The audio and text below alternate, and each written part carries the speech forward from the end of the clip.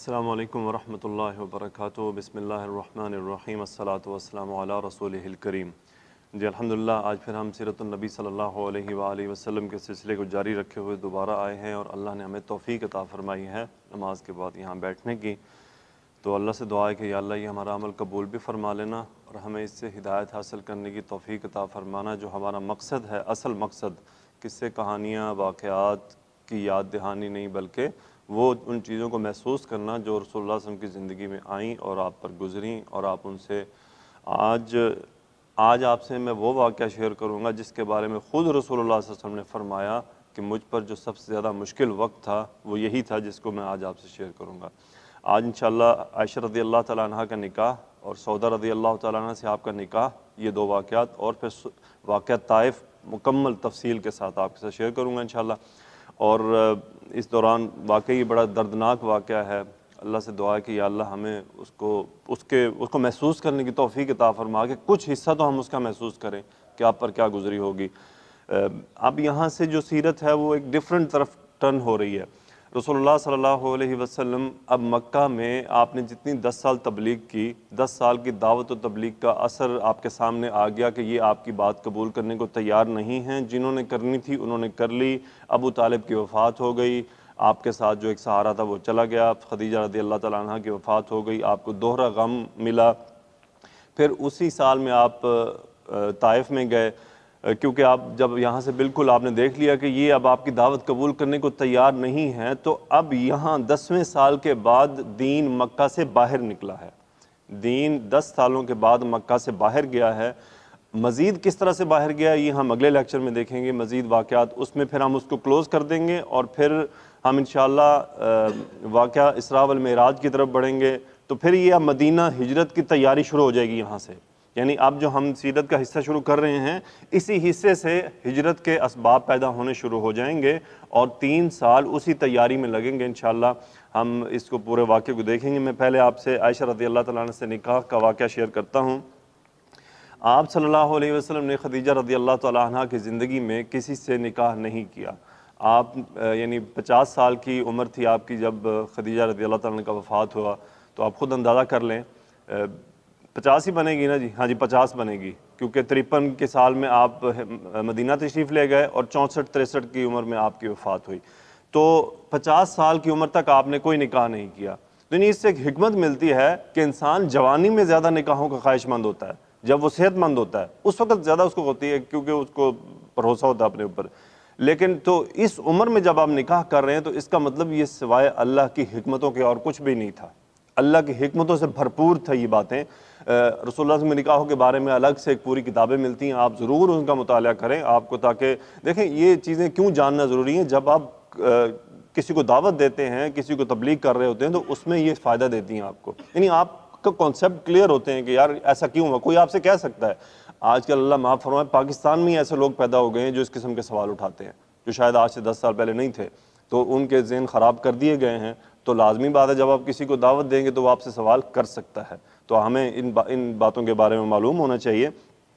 اچھا، رسول اللہ صلی اللہ علیہ وسلم سے نکاح کے بارے میں اختلاف اتنا سا ہے کہ سودا رضی اللہ تعالیٰ عنہ کا نکاح پہلے ہوا یا عائشہ رضی اللہ تعالیٰ عنہ کا۔ علماء نے اس میں سے بیچ کا ایک راستہ یہ نکالا روایتوں کے درمیان جوڑ کرتے ہوئے کہ ایکچولی میں شاید عائشہ رضی اللہ تعالیٰ عنہ سے نکاح پہلے ہوا تھا، رخصتی بعد میں ہوئی تھی، اور سودا رضی اللہ تعالیٰ عنہ سے نکاح اور رخصتی سیم وقت میں ہوئی تھی۔ تو یہ تھوڑا سا اختلاف ہے، کچھ کہتے ہیں جی سودا رضی اللہ عنہ سے نکاح پہلے ہوا اور عائشہ سے بعد میں ہوا رضی اللہ تعالیٰ عنہ، لیکن صرف یہ رخصتی کی وجہ سے تھوڑا سا اختلاف پیدا ہوا۔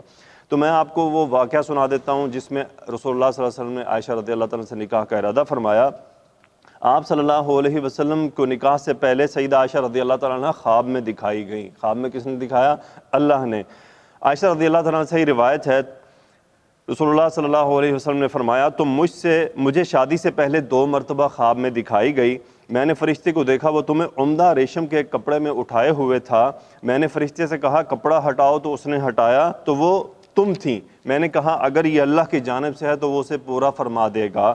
صحیح مسلم کی روایت میں 3 مرتبہ خواب دکھائے جانے کا ذکر موجود ہے۔ ام المومنین عائشہ رضی اللہ تعالیٰ عنہ سے نکاح کی بات چیت کا آغاز کس طرح ہوا؟ خولہ بنت حکیم جو عثمان بن مظعون رضی اللہ تعالیٰ عنہ کی زوجہ محترمہ تھیں، وہ سیدہ خدیجہ رضی اللہ تعالیٰ عنہ کی وفات کے بعد رسول اللہ صلی اللہ علیہ وسلم کے پاس تشریف لائیں۔ اچھا، یہ نکاح کی آفر بھی یوں دوسری طرف سے آئی، آپ نے اس کا تذکرہ شروع نہیں کیا، اور آپ صلی اللہ علیہ وسلم سے دریافت کیا کہ اللہ کے رسول آپ شادی نہیں کریں گے؟ آپ نے فرمایا من، یعنی کون ہے؟ انہوں نے کہا اگر آپ چاہیں تو کنواری سے کریں، اور اگر آپ چاہیں تو شادی بیوہ سے یعنی شادی کر لیں۔ آپ علیہ الصلوۃ والسلام نے فرمایا کنواری کون ہے؟ انہوں نے کہا اللہ تعالیٰ کی مخلوق میں آپ کو جو سب سے زیادہ محبوب ہیں ابو بکر صدیق رضی اللہ تعالیٰ عنہ، ان کی بیٹی عائشہ۔ آپ صلی اللہ علیہ وسلم نے مزید استفسار فرمایا اور بیوہ کون ہیں؟ انہوں نے جواب دیا سودا بنت زامہ رضی اللہ تعالیٰ عنہ، وہ آپ پر ایمان لائی ہیں اور آپ کے ارشادات سن کر آپ کی اتباع کرتی ہیں۔ آپ علیہ الصلوۃ والسلام نے فرمایا تم جاؤ دونوں کو مجھ سے نکاح کا پیغام دو، یعنی تم جاؤ اور دونوں کو نکاح کا پیغام دو۔ خولہ بنت حکیم رضی اللہ تعالیٰ عنہ ابو بکر صدیق رضی اللہ تعالیٰ عنہ کے گھر آتی ہیں۔ ام رمان جو ابو بکر صدیق رضی اللہ عنہ کی بیوی ہیں، ان سے ملتی ہیں، ان سے بات کرتی ہیں، ان کو کس طرح فرماتی ہیں کہ اللہ نے تم پر خیر و برکت فرما دی ہے۔ یہ سن کر ام رمان نے دریافت کیا کہ یعنی اتنی بڑی بات آپ کر رہی ہیں، اس سے کیا معاملہ ہے؟ تو انہوں نے وہ پوری بات ان کے سامنے رکھ دی۔ تو ام رمان نے کہا کہ انتظار کرو، ابو بکر رضی اللہ تعالیٰ عنہ گھر آ جائیں۔ اتنے میں ابو بکر صدیق رضی اللہ تعالیٰ عنہ تشریف لے آئے، ان کے سامنے سارا معاملہ رکھا گیا۔ تو انہوں نے کہا یہ کیسے ہو سکتا ہے کہ عائشہ رضی اللہ تعالیٰ عنہ کے لیے کیسے مناسب ہے؟ وہ تو آپ کی بھتیجی ہیں۔ وہ کیا ہے جی؟ آپ کی بھتیجی ہیں، جو ہمارا عموماً ہم سب کے کلچر ایسا ہی ہے، اور ان کا بھی کلچر ایسا ہی تھا کہ وہ دوست کی بیٹی ہیں تو وہ بھتیجی ہیں، تو تم ان کی طرف جاؤ اور کہو، یعنی رسول اللہ صلی اللہ علیہ وسلم سے آپ فرمائیں کہ بھئی یہ کیسے ممکن ہے؟ تو رسول اللہ صلی اللہ علیہ وسلم کو پیغام واپس آتا ہے، آپ نے ریٹرن جواب بھیجا کہ ان کو میری طرف سے جا کر کہو کہ میں اسلام میں تمہارا بھائی ہوں، تم میرے بھائی ہو، تمہاری بیٹی میرے لیے صحیح ہے۔ یعنی ہمارے اگر کسی دوست کی بیٹی ہوگی تو وہ بیٹی کے لیے رشتہ درست ہوگا۔ خولہ رضی اللہ تعالیٰ عنہ واپس آ کر ابوبکر رضی اللہ تعالیٰ عنہ کے پاس آئیں اور انہیں رسول اللہ صلی اللہ علیہ وسلم کے اس فرمان سے آگاہ کر دیا۔ اچھا، ام رمان نے مطعم بن عدی جو تھا اس کا بیٹا جبیر، اس کے ساتھ عائشہ رضی اللہ تعالیٰ عنہ کا نکاح کی آفر آلریڈی موجود تھی، لیکن مطعم بن عدی نے اس آفر سے خود ہی انکار کر دیا۔ ابوبکر رضی اللہ تعالیٰ عنہ کی ان سے ملاقات ہوئی، انہوں نے خود انکار کر دیا۔ انکار اس لیے کیا کہ اگر میں جبیر کی بیٹی کی شادی تمہاری بیٹی سے کر دوں گا تو پھر تم اسے صحابی بنا لو گے، جو مجھے کسی صورت بھی قبول نہیں ہے۔ تو یہ وجہ بنی ان کے رشتے کے انکار کی، اور اس کے بعد یہ بات رسول اللہ صلی اللہ علیہ وآلہ وسلم کی طرف چلی گئی۔ اس کے بعد ابوبکر صدیق رضی اللہ تعالیٰ عنہ ان کے پاس سے چلے گئے۔ ان کے دل میں مطعم سے کیے ہوئے وعدے کے بارے میں جو کھٹک موجود تھی اللہ نے اسے دور فرما دیا۔ انہوں نے واپس آ کر خولہ سے کہا رسول اللہ صلی اللہ علیہ وسلم کو میرے پاس لے کر آؤ۔ خولہ رضی اللہ تعالیٰ عنہ نے رسول اللہ صلی اللہ علیہ وسلم کو بلا لیا تو حضرت ابوبکر صدیق رضی اللہ تعالیٰ عنہ نے عائشہ رضی اللہ تعالیٰ عنہ کا نکاح اللہ کے رسول صلی اللہ علیہ وسلم سے کر دیا۔ اس وقت عائشہ رضی اللہ تعالیٰ عنہ کی عمر 6 سال تھی۔ اچھا دیکھیں، رسول اللہ صلی اللہ علیہ وسلم کو نکاح کے لیے بلایا جا رہا ہے، حالانکہ وہ امام الانبیاء ہیں، رسول اللہ ہیں، لیکن کچھ قاعدے قوانین بھی ہیں، جو رسم و رواج بھی ہوتے ہیں کہ چونکہ وہ رسول اللہ تو ہیں لیکن اب وہ دلہا بھی ہیں، تو انہیں نکاح کے لیے والد کی طرف آنا ہے۔ حالانکہ ابوبکر صدیق رضی اللہ عنہ خود بھی جا سکتے تھے، تشریف لے جا سکتے تھے، لیکن یہ کچھ وہ جو کسٹم ہے، تو اس سے رسول اللہ صلی اللہ علیہ وسلم کے اعلیٰ اخلاق کا بھی پتہ چلتا ہے کہ آپ نے یہ ذہن میں رکھا میں تو رسول اللہ ہوں تو میں کیسے جاؤں؟ نہیں، آپ کو معلوم تھا کہ ایسا نہیں ہے کہ میں رسول اللہ تو ہوں لیکن میں ایک آدمی بھی ہوں، میرے معاملات بھی ہیں، میری شادی بھی ہے، میرا نکاح بھی ہے۔ تو آپ نکاح کی اس ترتیب سے ابوبکر صدیق رضی اللہ عنہ کے گھر پر گئے ان کا چشم و چراغ لینے کے لیے۔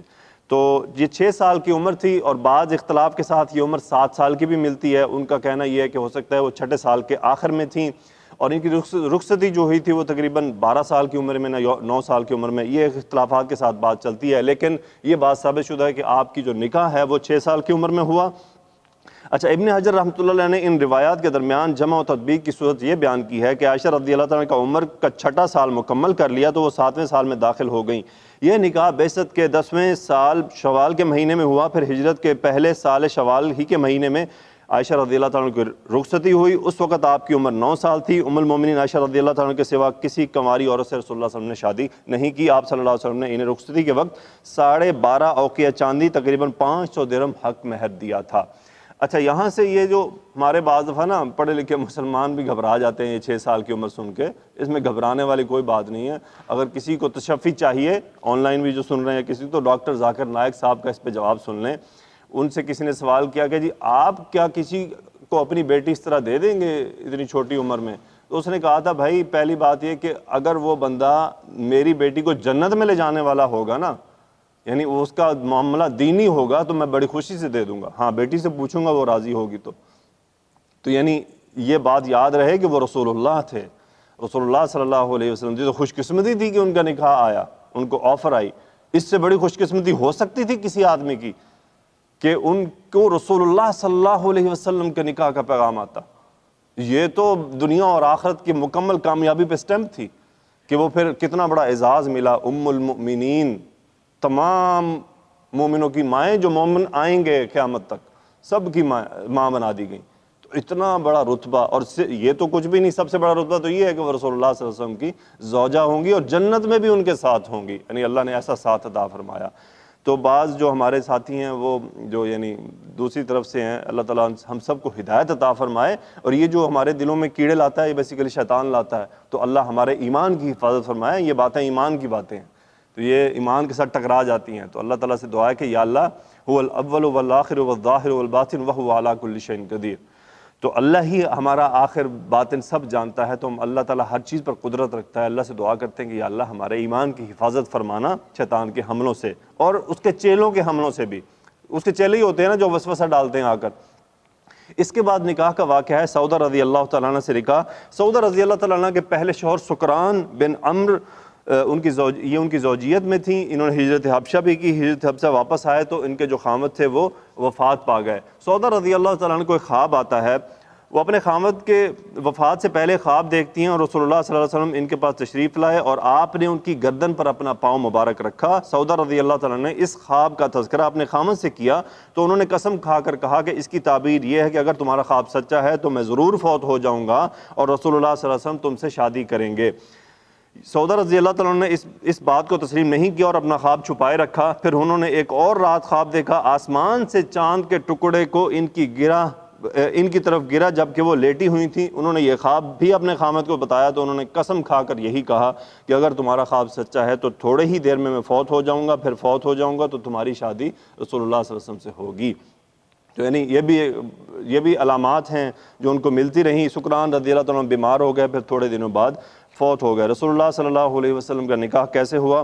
خولہ بنت حکیم رضی اللہ تعالیٰ نے ابوبکر صدیق رضی اللہ تعالیٰ سے رسول اللہ صلی اللہ علیہ وسلم اور عائشہ رضی اللہ تعالیٰ کے نکاح کی بات چیت کی اور یہ نکاح ہو گیا، اور اس کے بعد رسول اللہ کی طرف سے پیغام لے کر وہ سودا بنت زامہ کے پاس گئیں اور ان سے کہا اللہ تعالیٰ نے تم پر کیا خوب خیر و برکت کی ہے۔ سودا رضی اللہ تعالیٰ نے دریافت کیا وہ کیا ہے؟ خولہ رضی اللہ تعالیٰ نے کہا مجھے رسول اللہ صلی اللہ علیہ وسلم نے بھیجا ہے، میں ان کی طرف سے نکاح کا پیغام لائی ہوں۔ یہ سن کر سودا رضی اللہ تعالیٰ نے کہا مجھے یہ پسند ہے، تم میرے والد کے پاس جاؤ اور ان کے سامنے اس پیغام کا تذکرہ کرو۔ دیکھیں کسٹم وہیں چل رہا ہے کہ میرے والد کے پاس جاؤ اور ان سے اس پیغام کا تذکرہ کرو۔ تو یعنی اصل کون ہے؟ والد ہے جس نے فیصلہ کرنا ہے۔ بے شک اسلام نے عورت کو پورا چناؤ کا اختیار دیا ہے، لیکن ایٹ لیسٹ والد کی پرمیشن انتہائی ضروری ہے۔ اس کے بعد وہ آگے سعودہ رضی اللہ عنہ کے والد بوڑھے تھے، حج پر جانے سے معذور تھے۔ خولہ رضی اللہ عنہ کے پاس آئیں، ان سے وقت مروجہ طریقے کے مطابق سلام کیا اور ان سے دریافت کیا۔ خولہ رضی اللہ عنہ نے جواب دیا کہ میں خولہ بنت حکیم ہوں۔ انہوں نے پوچھا کس کام سے آئی ہو؟ وہ کہنے لگے مجھے محمد بن عبداللہ صلی اللہ علیہ وسلم نے بھیجا ہے، میں ان کی طرف سے سودا کے لیے نکاح کا پیغام لے کر آئی ہوں۔ یہ سن کر انہوں نے کہا وہ ہم پلہ ہیں، نہایت ہی معزز شخصیت ہیں، اس بارے میں تمہاری سہیلی سودا رضی اللہ عنہ کیا کہتی ہیں؟ اب دیکھیں انہوں نے ان کی بھی جان لی کہ بھئی تم نے ان سے بات کیا تو کیا جواب ملا۔ خولہ رضی اللہ عنہ نے کہا کہ وہ انہیں پسند کرتی ہیں، انہوں نے کہا اسے میرے پاس بلا لاؤ۔ اچھا دیکھیں اب بیٹی نے جب پسند کر لیا تو باپ نے اعتراض نہیں کیا کیونکہ شخص موضوع ہے۔ خیر رسول اللہ صلی اللہ علیہ وسلم کے معاملے تو موضوع کیا، وہ تو یعنی یوں سمجھے پوری کائنات ہی سمٹ آئی ان کے پاس، لیکن جب شخص موضوع ہے تو رسول اللہ صلی اللہ علیہ وسلم نے فرمایا ایک حدیث میں ہے کہ جب تمہارے پاس ایسے رشتے آئیں کہ بندہ دیندار ہو تو پھر تم اس کے رشتے کا انکار مت کرو، ورنہ فتنوں کی طرف راستے کھل جائیں گے۔ تو اللہ تعالیٰ سے دعا ہے کہ یا اللہ ہمارے والدین اور ہمارے بہنوں بیٹوں کو یہ ہدایت عطا فرما کہ وہ اپنے لیے ایک تو ایسے رشتے چنیں جو دیندار ہوں، اور پھر والدین کو توفیق عطا فرما کہ وہ چناؤ ایسا کریں گے جو دیندار ہو۔ دنیا تو آج ہے کل نہیں ہے، کچھ پتہ نہیں ہے، یہ تو ہاتھ کا میل ہے، کچھ علم نہیں اس کے ساتھ کل کیا ہونا ہے۔ اصل چیز تو ایمان ہے، دین ہے۔ خولہ رضی اللہ عنہ نے سودا رضی اللہ عنہ کو بلا لیا. ان کے والد نے ان سے کہا بیٹی یہ خولہ رضی اللہ تعالیٰ عنہ کہتی ہیں انہیں محمد بن عبداللہ بن عبد المطلب نے تم سے نکاح کا پیغام دے کر بھیجا ہے, وہ ہم پلہ ہیں, نہایت باوقار انسان ہے, کیا تم انہیں پسند کرتی ہو, میں ان سے تمہاری شادی کر دوں؟ سودا رضی اللہ عنہ نے جواب دیا جی ہاں. ان کے والد نے کہا انہیں رسول اللہ صلی اللہ علیہ وسلم کو میرے پاس لاؤ. اچھا پھر وہی ترتیب لوٹائی گئی. رسول اللہ صلی اللہ علیہ وسلم تشریف لائے تو ان کے والد نے سودا رضی اللہ عنہ کی شادی آپ علیہ الصلوۃ والسلام سے کر دی. رسول اللہ صلی اللہ علیہ وسلم نے انہیں 12.5 اوقیہ چاندی 500 درہم یعنی سیم حق مہر عطا کیا. آپ صلی اللہ علیہ وسلم نے تمام ازواج مطہرات رضی اللہ عنہم کو اتنا ہی حق مہر عطا فرمایا تھا, یعنی آپ نے تمام کو سیم حق مہر دیا تھا. تو یہ تو ان سے شادی کا واقعہ تھا کہ ان کے بعد رخصتی بھی اسی وقت ہو گئی تھی. اب ہم سفر طائف کی طرف چلتے ہیں کہ سفر طائف کیا تھا, کیونکہ وہ بھی اسی کے پیرائے میں پھر شوال کے بعد پیش آیا. رسول اللہ صلی اللہ علیہ وسلم نے تبلیغ کے لیے طائف کا انتخاب کیوں کیا؟ طائف آج کل کی مسافت کے حساب سے 65 سے 70 کلومیٹر یعنی 40 میل 45 میل کے فاصلے پہ ہے تقریباً, لیکن یہ فاصلہ براہ راست سڑک کی وجہ سے ہے, جبکہ اس وقت یہ فاصلہ تقریباً 120 کلومیٹر سے بھی زیادہ بنتا تھا. کہ میں انشاءاللہ آپ کو میپ شیئر کروں گا جس میں آپ نے جو راستہ اختیار کیا تھا وہاں پہ ان پہاڑیوں کا تذکرہ ہے کہ اس راستے سے گئے تھے, اور جہاں پر جبریل علیہ السلام کی آپ سے ملاقات ہوئی واپسی پہ. میں انشاءاللہ تمام آپ سے وہ میپ شیئر کروں گا واٹس ایپ گروپ میں. اچھا, اور جو طائف ہے وہ پرفضا مقام ہے. الحمدللہ ہم میں سے تقریباً سبھی عمرے پر جا چکے ہیں اور بائی روڈ جا چکے ہیں, تو ہم سب جانتے ہیں کہ طائف کیسا علاقہ ہے. طائف میں ایک قبیلہ آباد تھا بنو ثقیف, جس کا آگے تذکرہ آئے گا جب ہم آگے بڑھیں گے غزوات کی طرف, تو یہ بات ہمارے ذہن میں رہے کہ بنو ثقیف کون تھے. رسول اللہ صلی اللہ علیہ وسلم طائف گئے اور طائف میں آپ نے بنو ثقیف کے سرداروں سے ملاقات کی اور انہیں اسلام کی دعوت دی. وہ 3 سردار تھے, عبد یالیل بن عمرو, مسعود بن عمرو, حبیب بن عمرو. آپ نے تینوں کو اسلام کی دعوت دی. اچھا, اب ان تینوں نے جو آپ کو جواب دیا, میں آپ سے وہ جواب شیئر کرتا ہوں, ذرا محسوس کیجئے گا کس سختی کے ساتھ انہوں نے جواب دیا تھا. ان میں سے ایک نے جواب یہ دیا کہ اگر اللہ نے آپ کو رسول بنایا ہے تو کعبے کا غلاف پھاڑ کر میں ٹکڑے ٹکڑے کر ڈالوں گا. دوسرے نے کہا کیا اللہ کو آپ کے علاوہ کوئی نبوت اور رسالت کے لیے نہیں ملا جسے رسول بنایا جاتا. تیسرے کا جواب سن لیں, وہ تو اور بھی سخت ہے. اللہ کی قسم میں کبھی آپ سے بات نہیں کروں گا اگر آپ اللہ کے رسول ہیں, جیسا کہ آپ فرما رہے ہیں تو آپ کا مقام و مرتبہ اور حق اس سے کہیں بڑھ کر ہے کہ میں آپ سے ہم کلامی کروں, اور اگر آپ اللہ کے بارے میں جھوٹ بول رہے ہیں تو مجھے زیب نہیں دیتا کہ میں آپ سے بات کروں. تو یعنی گویا اس نے آپ کو نعوذ باللہ جھوٹا ہونے کا الزام لگا دیا. آپ اندازہ کریں کہ آج مجھے یا آپ کو کوئی جھوٹا کہہ دے, اچھا ہم صریحاً جھوٹ بول رہے ہیں پھر بھی ہمیں کوئی جھوٹا کہہ دے نا, تو ہم اس کے گلے پڑ جائیں گے. تو رسول اللہ صلی اللہ علیہ وسلم کا اخلاق سنیے کہ آپ نے یہ تمام سخت باتیں سننے کے بعد انہیں ایک عرض کی, ان سے لڑے نہیں, انہیں کچھ سخت لفظ نہیں, بلکہ انہیں ایک عرض کی تمہیں جو کرنا تھا تم کر چکے, اب میرے بارے میں کسی کو نہ بتانا. ایسا کیوں آپ نے کہا؟ کہ آپ کو یہ خطرہ تھا کہ اگر یہ خبر طائف سے مکہ پہنچ گئی اور مکہ والے اور سخت ہو جائیں گے کہ رسول اللہ صلی اللہ علیہ وسلم ہیلپ لینے کے لیے گئے باہر سے اور آپ کو ہیلپ نہیں ملی, تو اب تو اس کا مطلب ان کا معاملہ خطرناک ہو گیا, ہم مزید کاروائیاں کر سکتے ہیں. اگر ہیلپ کی شورٹی ہو جاتی تو پھر صاحب ذرا قبیلے کھڑے ہو جاتے, لیکن اب رسول اللہ صلی اللہ علیہ وسلم کو یہ خطرہ تھا کہ مبادا یہ بات وہاں پہنچ گئی تو میرے لیے مسائل بڑھ جائیں گے. تو آپ نے ان سے ریکویسٹ کی, یہ ریکویسٹ تھی ان کی کہ پھر اس کا تذکرہ نہ کرنا.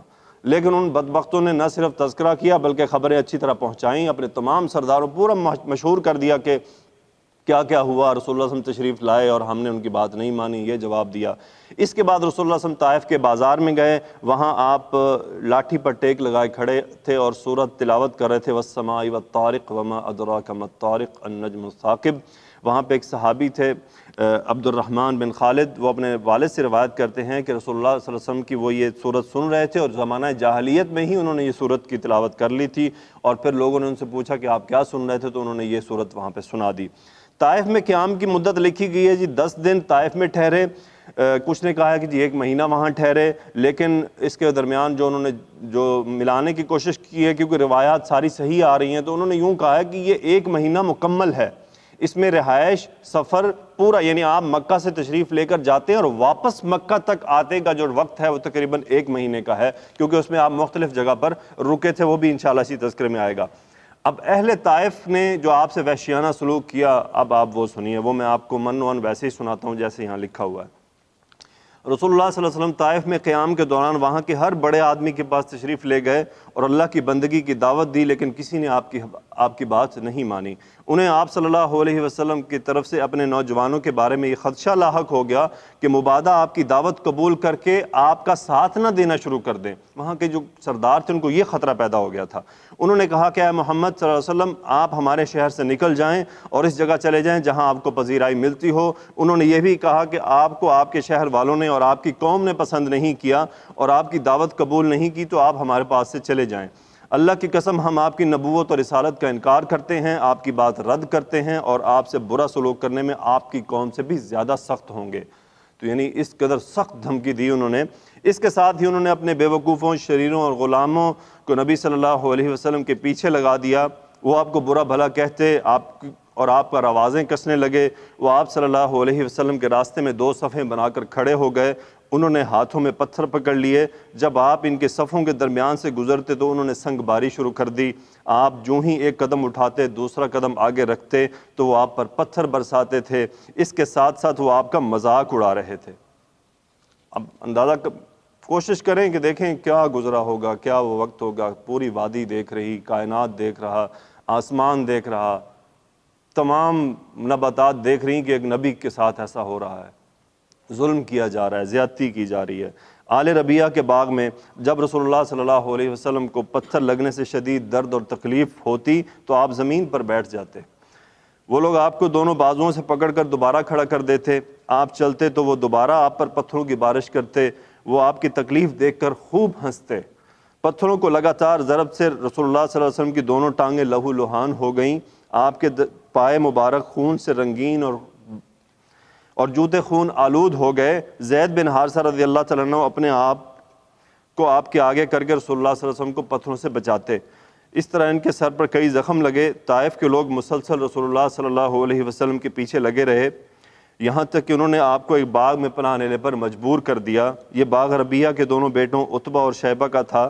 طائف سے اس باغ کا فاصلہ تقریباً 3 میل اور 5 کلومیٹر تھا۔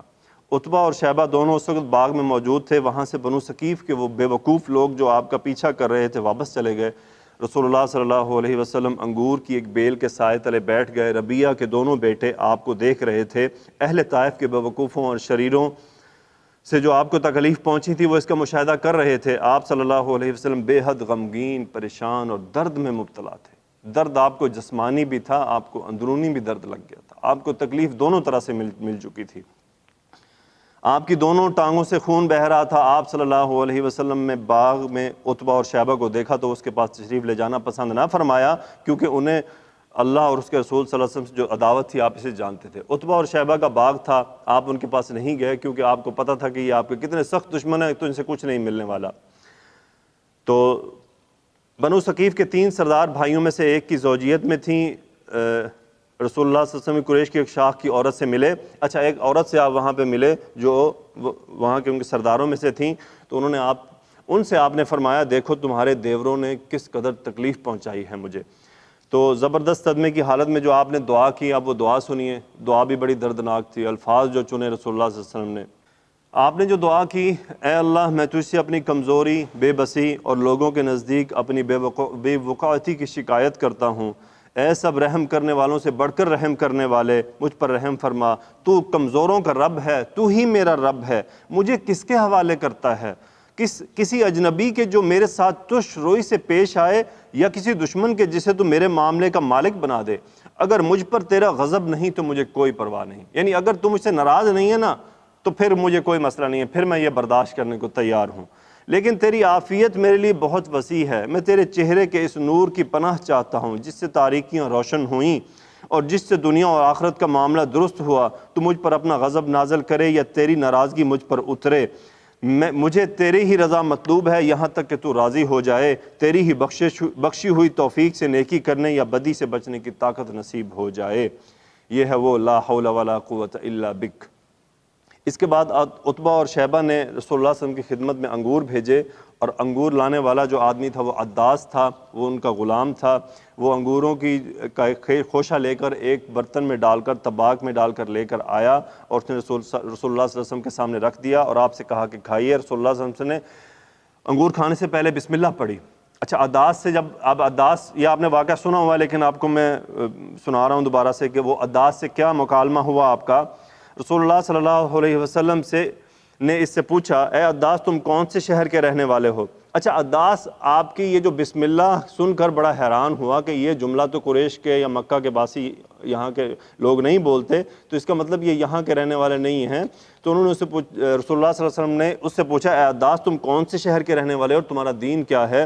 عداس نے کہا میں عیسائی ہوں اور نینوا کا باشندہ ہوں. آپ علیہ الصلوۃ والسلام نے فرمایا اچھا تو تم نیک آدمی یونس بن متی کے بستی کے باشندے ہو. یعنی رسول اللہ صلی اللہ علیہ وسلم نے یونس علیہ السلام کا تذکرہ فرمایا. عداس آپ کی یہ بات سن کر بہت حیران ہوا کہ اس نے پوچھا آپ کو کس نے بتایا یونس بن متی کون ہے؟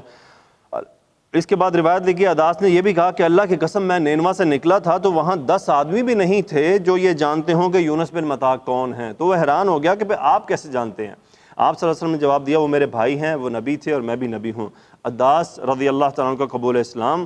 رسول اللہ صلی اللہ علیہ وسلم نے اپنے پروردگار کا پیغام پہنچانے میں، اب دیکھیں آپ زخمی ہیں، تکلیف میں ہیں، پریشانی میں ہیں، لیکن اس کے باوجود آپ اللہ کا پیغام پہنچا رہے ہیں. آپ کو عداس ملا، آپ نے عداس کو بھی دعوت دے دی. یعنی آپ نے اپنا غم بھلا دیا، آپ کو دعوت کی فکر تھی کہ دعوت یہ جو اسلام کا پیغام ہے یہ کوئی قبول کرے بس. تو عداس نے وہ قبول کر لیا. عداس نے کیا کیا، وہ فوراً سجدے میں گر گیا، پاؤں چومنے لگ گیا، ہاتھ چومنے لگ گیا. تو رسول اللہ صلی اللہ علیہ وسلم کے ساتھ یہ کرتے ہوئے عتبہ اور شیبہ نے دیکھا کہ بھئی یہ تو معاملہ ہی الٹ ہو گیا. اس نے خیر ان سے ناراضگی کا اظہار کیا. جب عداس ان کے پاس آئے تو ان دونوں نے کہا کہ عداس تمہارا ستیہ ناس ہو، تمہیں کیا ہوا؟ تم نے محمد صلی اللہ علیہ وسلم کو سجدہ کر دیا اور ان کے سر، ہاتھ، پاؤں اور قدموں کو بوسہ دیا. ہم نے تو تمہیں اپنے میں سے کسی ایک کے ساتھ ایسا سلوک کرتے، بھئی تم نے ہمارے ساتھ تو ایسا کبھی نہیں کیا، جبکہ تم وہاں ملے اور تھوڑی دیر بیٹھے اور تم نے یہ سب کر دیا. یہ سن کر عداس بولے وہ ایک نیک آدمی ہیں، روئے زمین پر کوئی چیز ان سے بہتر نہیں. انہوں نے مجھے ایک رسول کے بارے میں ایسی خبر دی جس سے میں واقف تھا. اس رسول کو اللہ تعالیٰ نے ہماری طرف مبعوث فرمایا تھا اور اس کا نام یونس بن متی علیہ السلام تھا. عتبہ اور شیبہ اس کی بات سن کر ہنسے اور اس سے کہا دیکھو کہیں تمہیں یہ تمہاری عیسائیت سے نہ پھیر دے، کیونکہ یہ آدمی نعوذ باللہ دھوکے باز ہے، تمہارا دین اس کے دین سے بہتر ہے. عداس نے نبی کریم صلی اللہ علیہ وسلم سے کہا میں گواہی دیتا ہوں کہ بلا شبہ آپ اللہ کے بندے اور اس کے رسول ہیں. تو عداس رضی اللہ تعالیٰ عنہ جو ہے وہ ایمان لے آئے. طائف سے واپسی پر جبریل کی ملاقات کیسے ہوتی ہے؟ رسول اللہ صلی اللہ علیہ وسلم طائف سے واپس جب تشریف لانے لگے تو قرن المنازل، یاد ہے جی جگہ آپ کو، سال الکبیر سال الصغیر، قرن المنازل یہ مکہ سے تقریباً 80 کلومیٹر اور طائف سے 53 کلومیٹر کے فاصلے پر ہے. یہاں جو واقعہ پیش آیا وہ حدیث میں اس طرح بیان ہوا ہے کہ ام المومنین حضرت عائشہ رضی اللہ تعالیٰ نے نبی کریم صلی اللہ علیہ وسلم سے دریافت کیا کہ آپ پر کوئی ایسا دن بھی آیا جو احد کے دن سے بھی زیادہ سخت ہو؟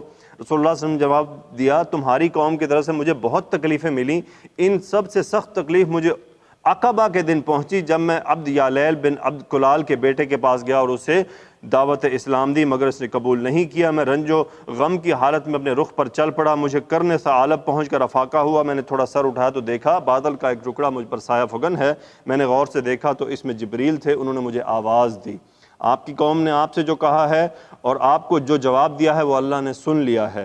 اب اس نے آپ کے پاس پہاڑوں کا فرشتہ بھیجا ہے تاکہ آپ سے ان کے بارے میں جو چاہیں حکم دیں. پھر پہاڑوں کے فرشتے نے آواز دی، سلام کیا اور کہا اے محمد صلی اللہ علیہ وسلم آپ کی قوم نے آپ کے ساتھ جو کیا وہ یقیناً اللہ نے سن لیا ہے. میں پہاڑوں کا فرشتہ ہوں، مجھے آپ کے پروردگار نے آپ کی طرف بھیجا ہے تاکہ آپ مجھے اپنا حکم دیں. اب آپ جو چاہیں گے میں وہی کروں گا. اگر آپ چاہیں تو میں گستاخ لوگوں کو دونوں سنگین پہاڑوں کے درمیان کچل ڈالوں.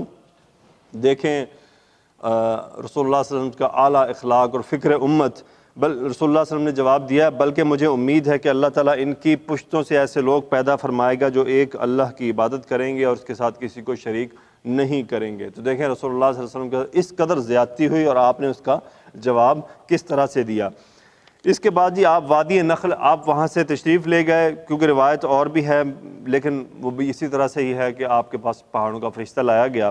اس کے بعد وادی نخلا میں جب آپ پہنچے تو وہاں پر جنوں کی آمد ہوئی اور آپ نے جنوں کو جو ہے وہ اسلام کی دعوت دی. آپ سورہ جن پڑھ رہے تھے تو نصیبین میں سے، تو وہ نصیبین جو ہے یہ ترکی میں ایک چرچ ہے، وہاں پہ ایک جگہ ہے، وہاں سے یہ جماعت جو ہے رسول اللہ صلی اللہ علیہ وسلم کے پاس آئی تھی. میں انشاءاللہ آپ کو اس کی پکچر بھی بھیج دوں گا یہ نصیبین کون سی جگہ تھی. تو اس کے بعد آپ کو جو ہرا ہے اس کے دامن میں پہنچے، یعنی اب آپ کا یہ سفر جاری ہے۔ اب اصل میں خبر طائف سے مکہ پہنچ چکی تھی اور آپ کو معلوم تھا کہ اب وہ آپ کے ساتھ کیا سلوک کر سکتے ہیں، چانسز تھے۔ تو آپ صلی اللہ علیہ وسلم نے قریش میں سے کسی سے پناہ لینے کا فیصلہ کیا۔ تو بہرحال وہ آپ نے پیغام بھجوایا، آپ نے پیغام 3 لوگوں تک جو ہے بھجوایا، اس میں ایک اخنس تھا، اخنس بن شریک، اس نے بھی انکار کر دیا۔ پھر آپ نے سہیل بن عمرو کے پاس بھجوایا پیغام، اس نے بھی انکار کر دیا۔ فائنلی آپ نے مطعم بن عدی کے پاس پیغام بھجوایا کہ وہ آپ کو پناہ دیں۔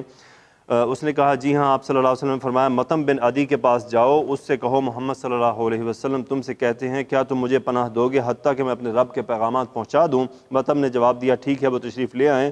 تو وہ جو شخص بیچ میں میسنجر تھا وہ رسول اللہ صلی اللہ علیہ وسلم کے پاس واپس آیا اور خبر دے دی کہ مطعم نے آپ کو پناہ دینے کا فیصلہ کر لیا ہے۔ نبی صلی اللہ علیہ وسلم نے پھر وہ رات جو ہے مطعم کے پاس گزاری۔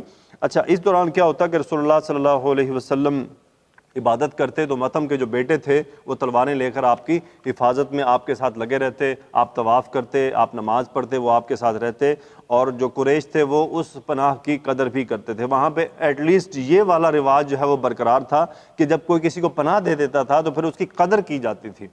اچھا، اس قدر شناسی، چونکہ یہ مطعم نے رسول اللہ صلی اللہ علیہ وسلم سے حسن سلوک کیا تھا، وہ اسلام تو نہ لایا، لیکن رسول اللہ صلی اللہ علیہ وسلم نے اس کی قدر شناسی کو یاد رکھا۔ یاد اس طرح سے رکھا کہ جب بدر کا واقعہ ہوا اور بدر میں جو مشرکین قبضے میں آئے، گرفتار ہوئے، قیدی بنے، تو رسول اللہ صلی اللہ علیہ وسلم نے فرمایا اگر مطعم بن عدی زندہ ہوتا اور وہ مجھ سے ان بدبودار لوگوں کے بارے میں بات کرتا تو میں اس کی خاطر انہیں چھوڑ دیتا۔ تو یعنی آپ نے اس کا احسان جو ہے وہ یاد رکھا۔ تو یہ تو طائف کا واقعہ تھا۔ آپ نے دیکھا کہ رسول اللہ صلی اللہ علیہ وسلم کو زخمی کیا گیا، تکلیفیں پہنچائی گئیں۔ یہاں سے میں آپ کے ساتھ ایک بات شیئر کرتا ہوں اپنے بارے میں۔ فَلَا تُزَكُّوا أَنفُسَكُمْ هُوَ أَعْلَمُ بِمَنِ اتَّقَىٰ، اپنی تعریفیں، اپنی پاکیاں بیان نہ کرو، اللہ جانتا ہے کہ کون پاک ہے۔ مقصد میرا آپ سے بات کرنے کا اپنی پاکی بیان کرنا نہیں ہے۔ مجھے 3 بار موقع ملا اس قسم کے، جو مجھے یاد ہے، ویسے تو موقع ملتا ہی رہا۔ میں مکہ مکرمہ میں تھا، ایک آدمی آئے میرے پاس کہ ماشاءاللہ بڑے اچھے لگ رہے ہیں۔ میں نے کہا جی فرمائیے۔ کہتے کہ جی ماشاءاللہ 4 مہینے لگے ہوئے ہیں آپ کے؟ میں نے کہا نہیں۔ چلا لگا ہوگا پھر؟ میں نے کہا نہیں۔ کیوں اس نے یہ سوال کیا؟ اس نے سوال اس لیے کیا کہ میں ٹوپی پہنی ہوئی جناب، ٹخنوں سے اوپر سفید شلوار قمیض، یہ تبلیغی جماعت کا لباس نہیں ہے، یہ رسول اللہ صلی اللہ علیہ وسلم کی سنتیں ہیں۔ تبلیغی جماعت نے اس کا ٹھیکہ نہیں لیا ہوگا۔ یہ غلط سوچ ہے کہ اگر صرف تبلیغی ایسا کرتے ہیں، اور بھی مسلمان ہے کرے گا، اگر وہ رسول اللہ صلی اللہ علیہ وسلم کا ماننے والا ہے تو وہ کرے گا۔ پھر میں مدینہ منورہ میں ریاض الجنہ میں بیٹھا تھا تو ایک انڈین بھائی آئے، انہوں نے بھی سیم باتیں کی، 4 مہینے لگے ہوئے آپ کے؟ میں نے کہا نہیں بھائی۔ چلا لگا ہوا؟ میں نے کہا نہیں۔ اچھا، سیم یہ بات مجھے راز گیس میں سننے کو ملی۔ میں کینٹین میں بیٹھا تو ایک صاحب آ گئے، مجھے کہتے ماشاءاللہ طارق بھائی 4 مہینے لگے ہوئے آپ کو؟ میں نے کہا نہیں یار۔ چلا لگا ہوا؟ پھر میں نے کہا نہیں۔ تو کہتا پھر یہ اتنی شدت کیوں ہے؟ یعنی آپ جناب پلانٹ پہ بھی پھر رہے ہوتے ہیں، ٹوپی پہنی ہوئی ہے جناب، کور آل کاٹی ہوئی۔ میں آپ کو بتا رہا ہوں، میں اپنی پاکی بیان نہیں کر رہا، میں اس میں سے ایک بات بتانا چاہ رہا ہوں آپ کو۔ مجھ سے یہ سوال اکثر کیا جاتا ہے کہ یار یہ عادتیں بندے کی 4 مہینے چلے میں ڈیولپ ہوتی ہیں، آپ نہ تو کسی مدرسے میں گئے ہیں، نہ کوئی آپ نے ایسی محفلیں اتنی اٹینڈ کی ہیں، تو یہ کیوں ہے ایسا؟ میرے بھائیوں، اللہ کی قسم، یہ جو میں نے آپ کو واقعہ سنایا ہے اور یہ جو زندگی ہے نا رسول اللہ صلی اللہ علیہ وسلم کی، یہ ہے وہ وجہ کہ میں اتنا پکا ہوں اس بات پہ۔ میں اتنا پکا ہوں کہ جو شخصیت ہمارے لیے ماریں کھاتی رہی، خون میں لتھڑی پتھری رہی، زیادتیاں کی گئیں، گالیاں دی گئیں، کیا یار آج ہم ان کی سنت نہیں اپنا سکتے؟ کیا آج ہم کو ان کی سنت اپنانی مہنگی پڑتی ہے، بھاری پڑتی ہے؟ اور یاد رکھیے گا بات وہی ہے، سنت وہ جو نفس کے خلاف جائے گی۔ جی انگلیوں سے کھانا کھا لینا یہ کسی کو بھاری نہیں پڑتا، نیچے بیٹھ کے کھانا یہ کسی کو بھاری نہیں پڑتا، یہ کسی کو چمچ چھوڑ دینا یہ کسی کو بھاری نہیں پڑتا، یہ سب قابل قبول سنتیں ہیں۔ یقین کریں پلانٹ پہ بیٹھے ہوتے ہیں نا، اب وہاں چمچ شمچ نہیں ہوتے تو شور سنت سننا سننا سننا، مذاق اڑا رہے ہو سنت کا؟ اب سنت یاد آئی تمہیں؟ جب کینٹین میں جاتے ہو تو ہاتھ سے کھا کے دکھاؤ نا۔ جب تم بیٹھے ہو اپنے SIH میں، وہاں تمہارے پاس چمچ نہیں ہے تو وہاں تمہیں سنت یاد آ جاتی ہے کہ اب سنت سے گزارا کرو، اور جب کینٹین میں جاتی ہو تو کھا کے دکھاؤ سب کے سامنے ہاتھ سے کہ میں سنت پہ عمل کر رہا ہوں۔ مذاق نہ کرو سنت کے ساتھ، یعنی جو سنت قبول ہو گئی، جہاں ضرورت پڑی وہاں سنت کا لیبل لگا کے، کئی میں نے دیکھا وہاں جگہ نہیں مل رہی ولیموں میں کرسیوں پہ، اور جی سنت ہے نیچے بیٹھے کھانا۔ یار کیا کرتے ہو؟ اتنی سنت ہے تو کرسیاں چھوڑ کے نیچے بیٹھ کے کھا کے دکھاؤ، پتہ چلے تمہیں سنت کی محبت ہے تمہارے اندر۔ یہ تو تم ایک ٹچ لگا رہے ہو، کہ جہاں نہیں موقع بن رہا وہاں کہہ رہے ہو میں سنت پہ عمل کر رہا ہوں۔ یہ زیادتی نہ کریں نا، یہ انصاف نہیں ہے، یہ انصاف نہیں ہے، یہ سنت کے ساتھ مذاق ہے کہ جہاں ٹھیک ہے یار چلو سنت ہے نا، اچھا پھر یوں کہہ دینا کہ یار سنت ہی ہے نا، نعوذ باللہ، اللہ اکبر، کتنی بڑی بات کہتے ہو کہ صرف سنت ہی ہے نا، ہاتھ سے کھانا سنت ہی ہے نا، یار یہ اتنی سنت تمہارے اسوۃ حسنہ ماڈل پیش کیا اللہ نے ہمارے سامنے، اسوۃ حسنہ، کہ آپ کے تمام اعمال افضل ترین اعمال ہیں کائنات کے، کہ ہاتھ سے کھانے سے زیادہ افضل کھانا ہو ہی نہیں سکتا، نیچے بیٹھ کے کھانے سے زیادہ کھانا افضل ہو ہی نہیں سکتا۔ آپ نے فرمایا میں نیچے بیٹھ کے کھاتا ہوں، غریبوں کی طرح کھاتا ہوں، غریبوں کی طرح کھاتا ہوں۔ آپ ٹیک لگا کر نہیں کھاتے تھے، کہ ٹیک لگا کر کھانا یہ شہنشاہوں کا شیوا ہے۔ آپ دیکھ لیں ویڈیوز، شہنشاہوں کے کھانے کے طریقے دیکھیں، وہ ٹیک لگا کر کھاتے ہیں، آپ ٹیک لگا کر نہیں کھانا پسند کرتے تھے۔